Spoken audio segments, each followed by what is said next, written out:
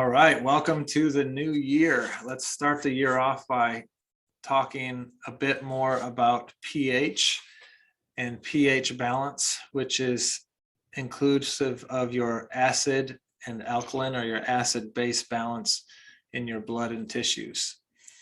And as we've spoken about in previous videos, pH is a big deal for health because a healthy body has a net alkaline pH. You might remember the conversation where we discussed, you have a pH scale, and that pH scale runs from 0 to 14, with 7 in the middle. And 0 is the most acidic. Think, a 0 pH would eat through anything you have. Battery acid or stomach acid comes in at a 2, so it's very, very acidic. 7 is neutral, and that's water. And then 14 would be alkaline or base. And so, physiology, healthy blood, your blood pH wants to be between a range of 7.35 to 7.45. So that's where life happens. And that's a very tightly held range. Okay, if you get below either of those, you're not going to live long if you get below those numbers in the blood. Okay, the saliva, the urine, the extracellular tissues, those pHs can vary, but the blood pH has to be very finely controlled or we're not going to live long. So acidic diet can impact the blood pH, and alkaline diet can impact the blood pH, as we'll learn about today. And you might remember that we discussed in the previous video that pH stands for potential hydrogen, and it has to do with the voltage of our body, and voltage is health. And if you'd like to learn more about that, Dr. Jerry Tennant is a medical doctor who's written a very long book about voltage. It's called Healing is Voltage, and it's a very good book that dives in deeper about that. And you can check out the previous video we made on it as well. But healthy voltage, okay, just so you know, from a voltage standpoint, a 0 on the pH scale is a plus 400 millivolts. A 14 is a negative 400 millivolts. And then 7.35 is negative 20. 7.45 is negative 25. And so our day-to-day, a healthy voltage for human biology is between negative 20 and negative 25 millivolts. If you have to make new cells, that's up the scale a little bit. When we're making new cells for health and repair, that occurs at negative 50 millivolts. Okay, so this is a visual graphic of the pH scale and how it relates to human health. Now, we want to figure out, how do we make acids? How do we make bases? Okay, we can consume acid and base through the diet and inputs into our body, but our body also makes acid and base in the process of digestion. And so up here, the equation at the top of the screen, you can see that I have written out for you NaCl, which is sodium chloride or table salt basically, plus water, plus carbon dioxide makes HCl, hydrogen chloride, and NaHCO3, which is sodium bicarbonate. Okay, so HCl is acid, sodium bicarbonate is base or alkaline. And so if we draw the digestive tract here for you, we'll make a stomach, and then the stomach becomes the small intestine. And we'll cut the small intestine off here, right here, but it loops around like that. But we'll cut the stomach off there. And then we have the pancreas, which will connect to the small intestine to secrete digestive enzymes and other things. And so let's clear, oh no, don't do that. We'll leave it alone. All right. So we have stomach to small intestine, we have pancreas. So say you have an input, okay? We eat some food. Food goes into the stomach. Food. So food enters the stomach, and the stomach is our main protein digesting organ, okay? And the way that the stomach digests protein is by making hydrochloric acid, or HCl, hydrochloric acid. All right, so the stomach will make hydrochloric acid, which lowers the stomach pH to one of 2.0. Okay, so when we eat, 2.0. When we eat, the stomach pH is going to drop to 2.0 so that we have a very acidic environment to digest our protein, to kill microbes that traveled in on our food and things like that. But in order to make the HCl, right, if we look at the equation at the top of the screen again, the body's going to combine salt, water, and carbon dioxide to make hydrochloric acid and sodium bicarbonate. So if the HCl is in the stomach's going to make the HCl and keep the HCl in the stomach. Then it's going to send the sodium bicarbonate, sodium bicarb, that's going to be sent out to the bloodstream. Okay, so that's sent out here into the bloodstream. And in the bloodstream, the sodium bicarbonate acts as a buffer. Okay, and we'll get to this. We'll get into this further. Okay, so we ate some food, whatever the pH of the food is. It could be an acidic food or an alkaline food. Regardless, it's going to lead to the stomach making hydrochloric acid.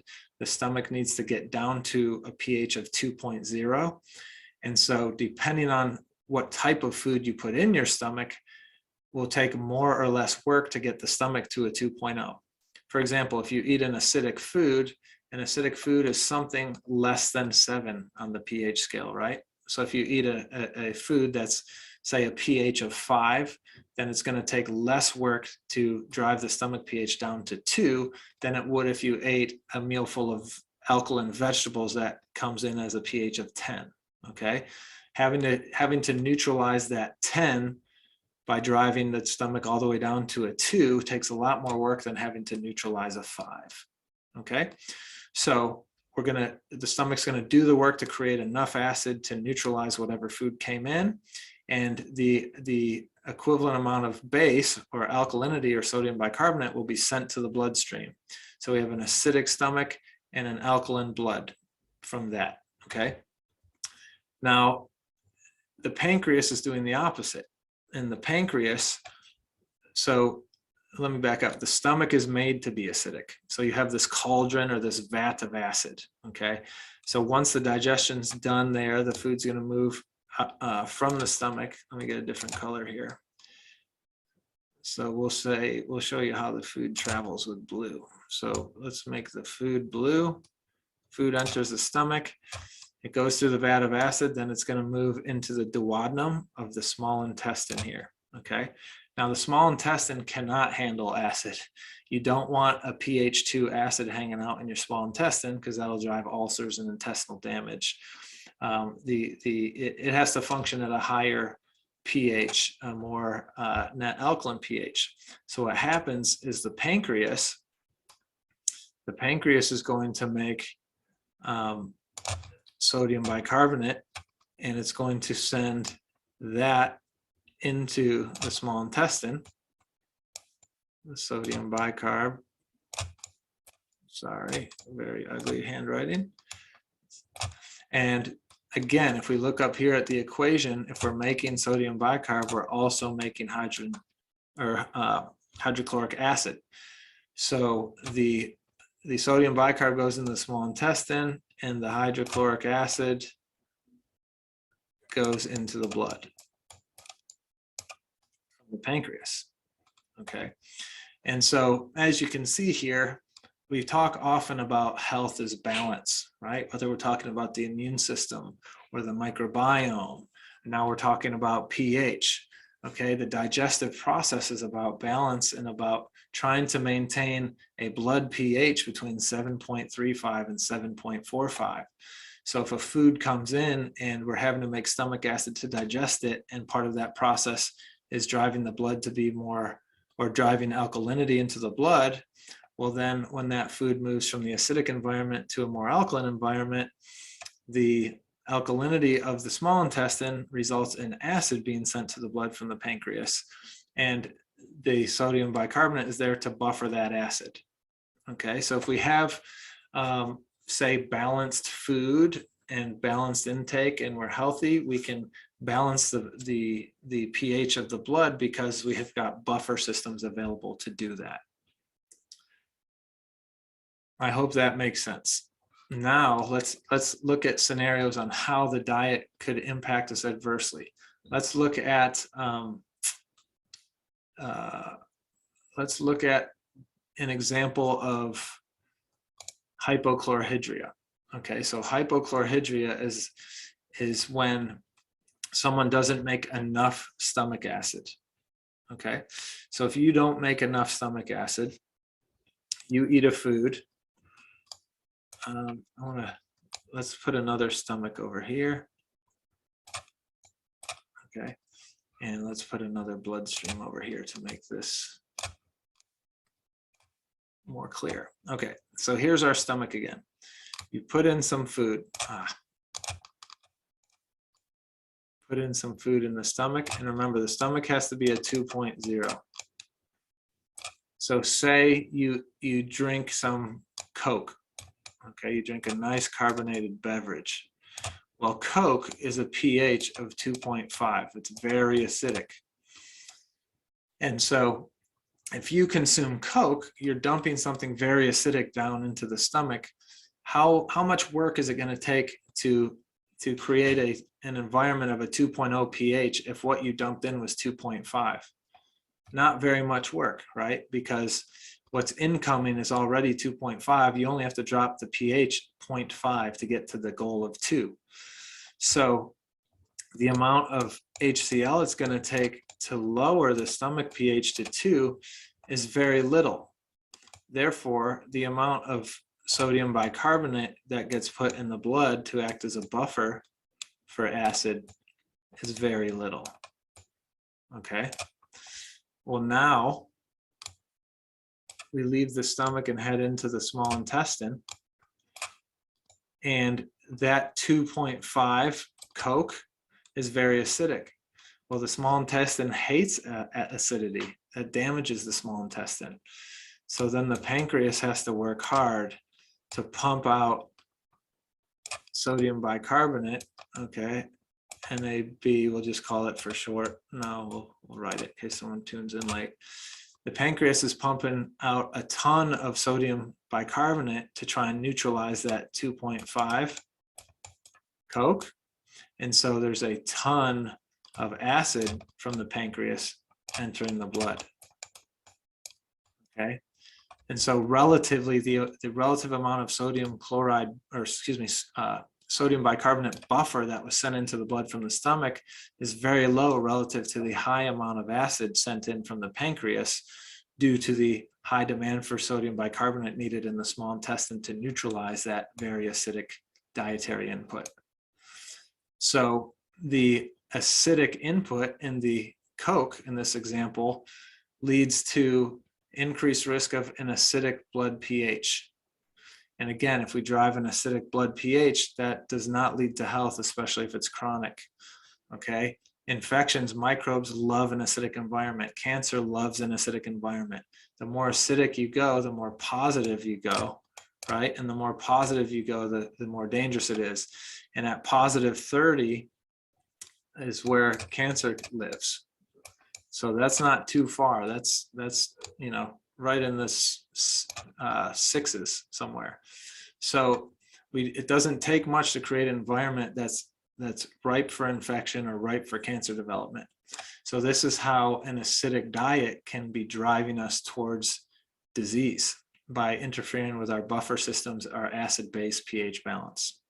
Okay. And that's how, hypochlorhydria could impact you too. If you're say you didn't drink Coke, but say you just ate something at a pH of say 6, okay, you put 6 down in there, but you have hypochlorhydria, which is low stomach acid. You can't make enough to get down to the 2 efficiently, or it takes a whole lot more work than it should. Then you're going to dump a whole lot more sodium bicarbonate into the blood. And now, because this 6.0 wasn't as acidic as the 2.5, now we may have an imbalance that's more too alkaline in the blood, and that can be an issue as well. So we don't want to have poor stomach acid, and there's many things that could cause that, from a Helicobacter pylori infection to gastric autoimmunity to a nutrient insufficiency or deficiency. Well, which nutrients matter? All right, let's go up here. This process, this equation, obviously for it to happen, you need sodium, you need salt, sodium chloride, water, and carbon dioxide. We've got plenty of those things in our body, but also the enzymes that make this equation work also require vitamin B1, zinc, and iodine.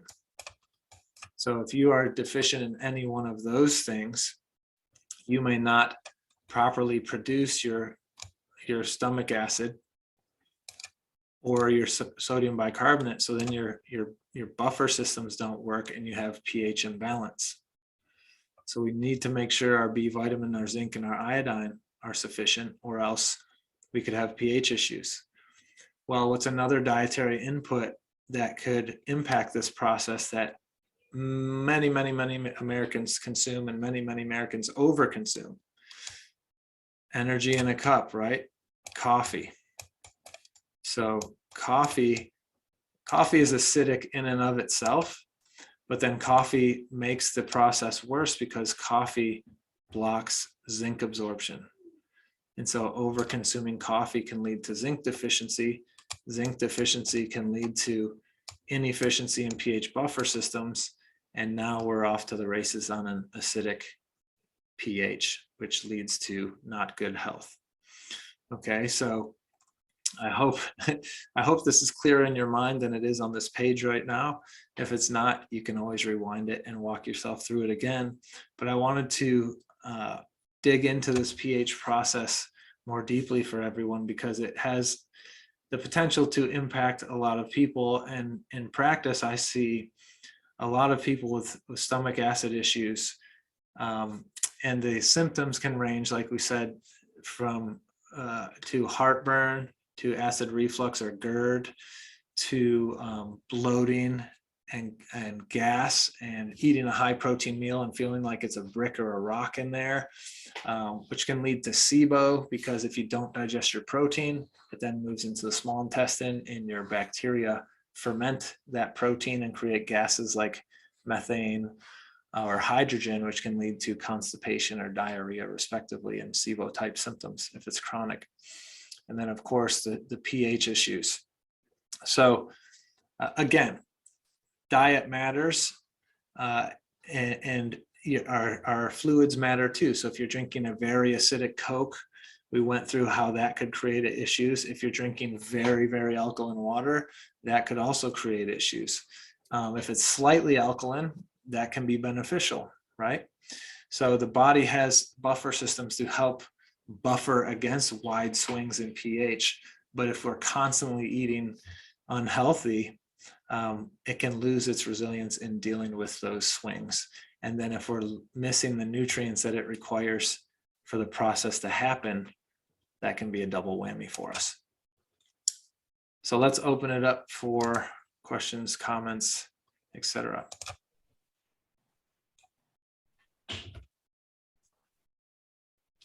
And one thing I'll say while you're thinking is, in the previous video, we talked about testing, right? We talked about testing our salivary pH and testing our urinary pH. And we said that you can do it with simple pH test strips. And again, the blood the blood range is 7.35 to 7.45. We want to keep that there. The salivary and or urine pH ranges can go above or below that. But we want them to be in that 7.35 to 7.45 range ideally.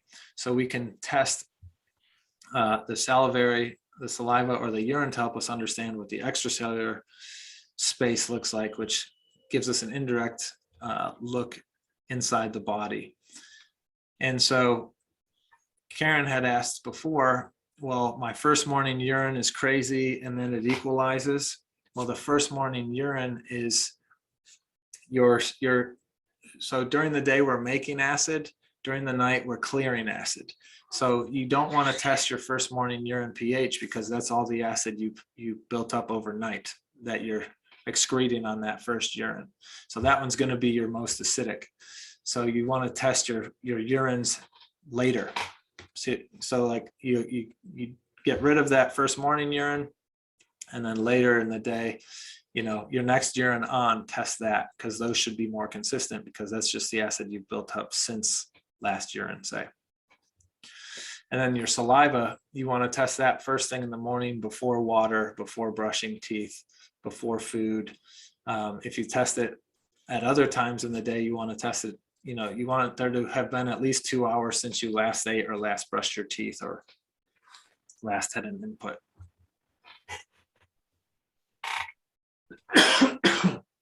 Excuse me. And remember, pH test strips, there's a difference or a factor in the saliva and the urine of 0.8. So if your pH test strip says 6.5, that's really a 7.3 pH of the urine or the saliva. So that's where you want to be. If it says 6, it's really 6.8. So we want to increase that pH some. If it's 8, it's really 8.8, right? So remember that 0.8 factor. Can you be in an acidic environment and not get cancer? Can your body be acidic and not get cancer? Mm-hmm. I'm sure for some amount of time. Everybody's got a different level of resilience and buffer system and that sort of thing. But the longer you're acidic and anaerobic, cancer loves an acidic environment, a sugar environment, and an anaerobic environment, which means low oxygen. So if you've got those three things going on, especially chronically, that's promoting a cancer microenvironment. And if you add to that, poor immune surveillance, and toxic exposures, et cetera, that you might have a perfect storm for it. I wanted to share with everybody, after we had talked about this this subject, this topic, I found this really good acid tracker, and it's from, it's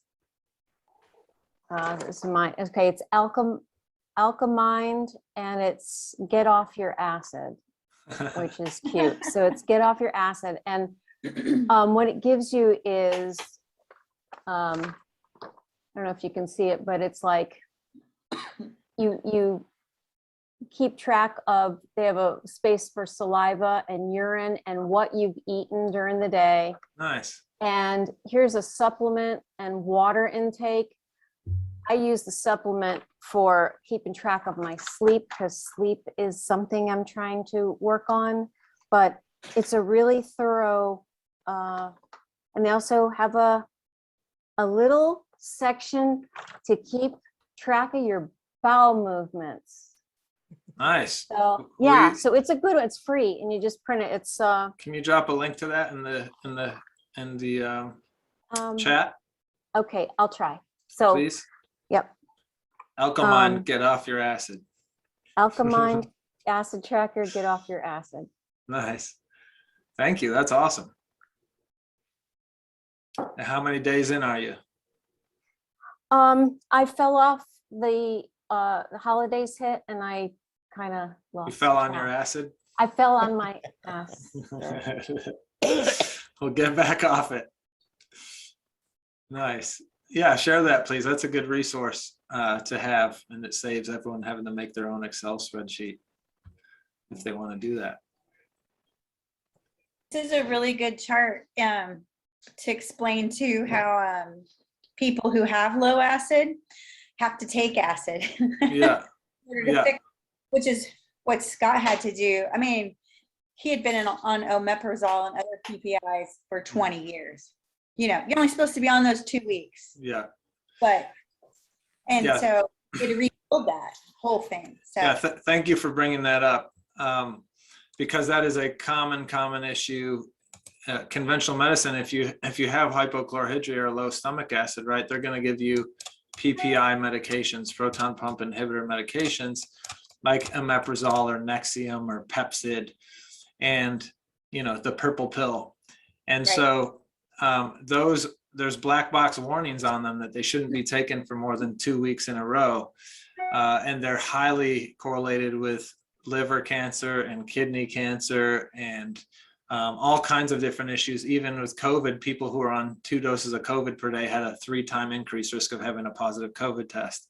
Or sorry, two doses of PPI per day, 3-time increased risk of positive COVID test. So they're nasty drugs. And I routinely have patients coming in saying, I've been on it. I'm like, how long?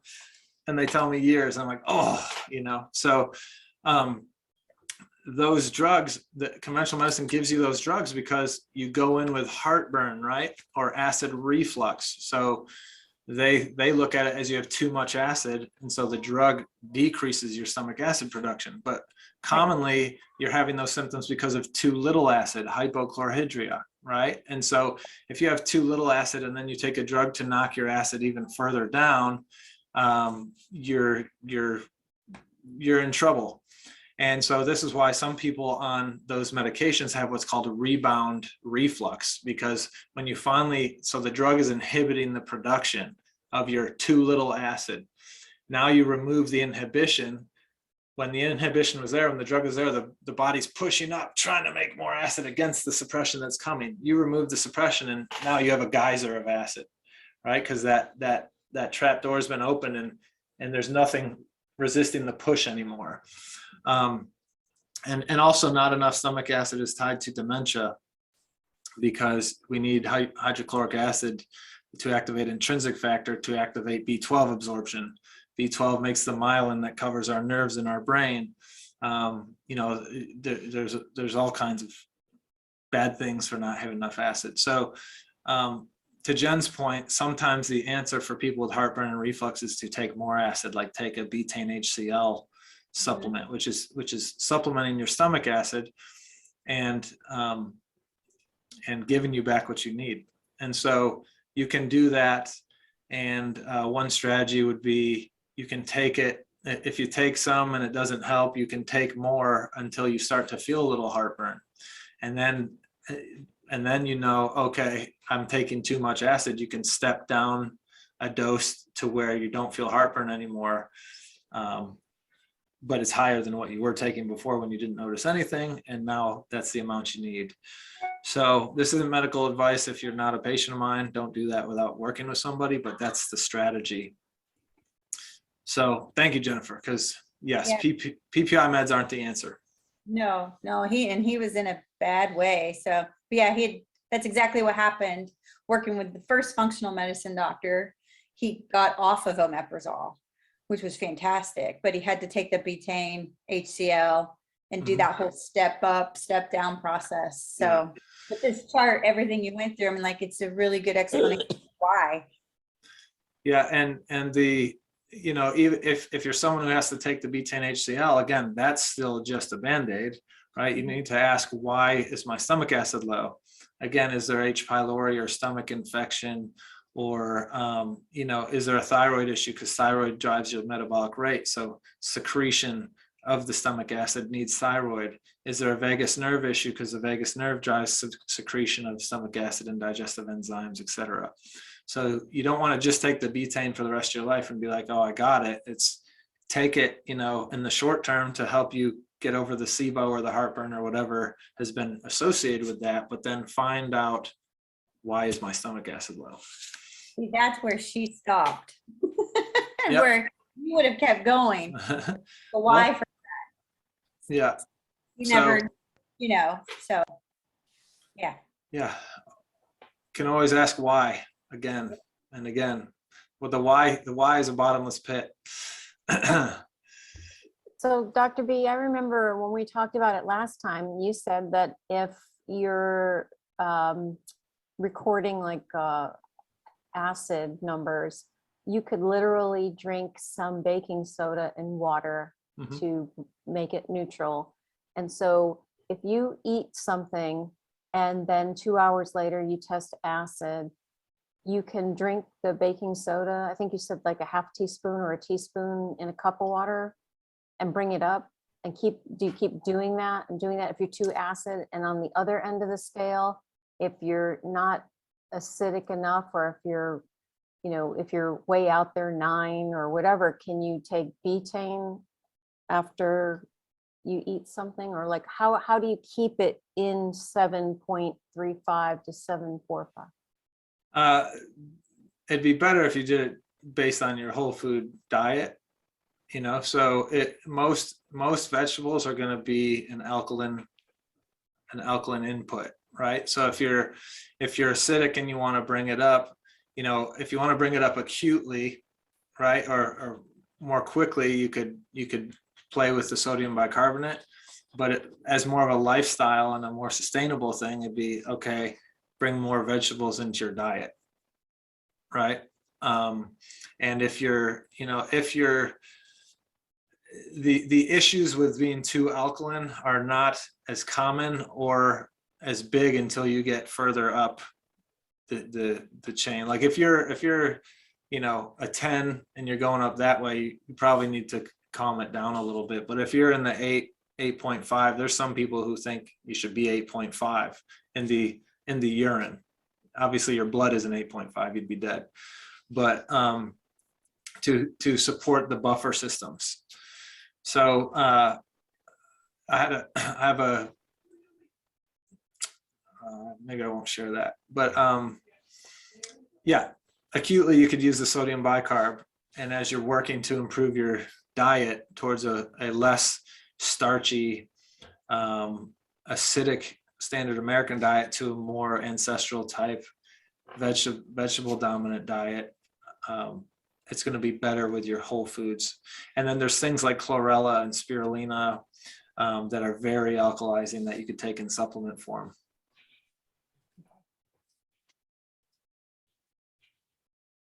And alkaline water, or alkalized water. So again, if you drink alkaline water, say you have a 14, no, don't drink 14. Say you had a 9 alkaline water that you drank. Okay, well, to take 9 down to 2 in the stomach is going to take a lot of acid. So you're going to put a correspondingly high amount of sodium bicarbonate into the blood, which is going to alkalize your blood. So the water itself didn't directly alkalize your blood, but the demand on the buffer system that water put alkalized your blood. Does that make sense? It's kind of like the water did it, but it wasn't directly, it was indirectly. Make sense? Yeah. Yeah.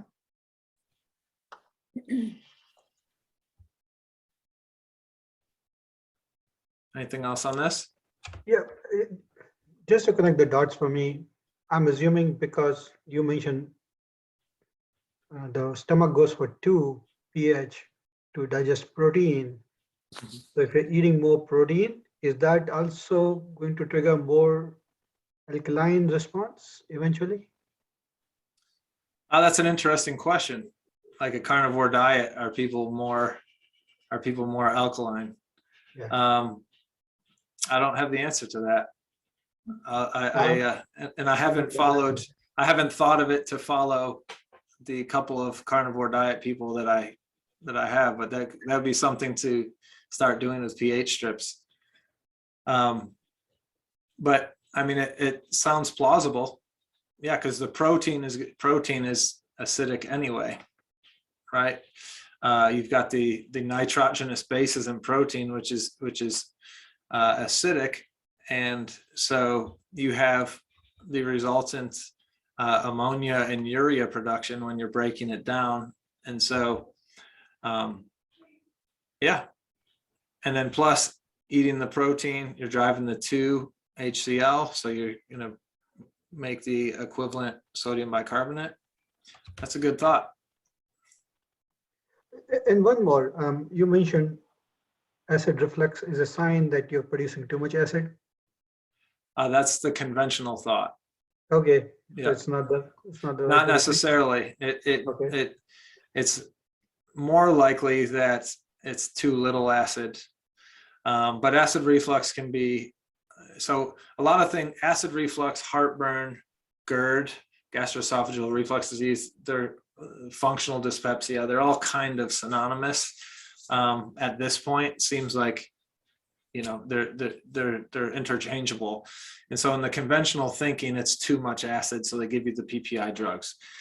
From a more integrative and functional realm, commonly we are thinking that it's too little acid and taking steps that way.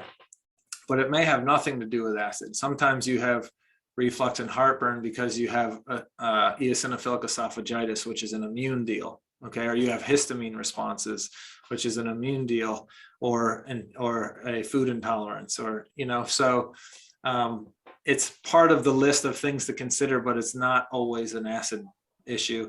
And that's why, you know, some people take PPI drugs and don't notice any change in their symptoms, and hopefully don't notice side effects either, and hopefully don't stay on it. But, you know, so again, it's, the detective work needs to be done. The differential diagnosis is the term of, okay, here's the list of things that it could possibly be. Have we done the work to rule in and rule out this list? And what's the most plausible of this list in this person's case? Like, do we even need to rule out the whole list, or has history and previous records and things ruled out some of them for us?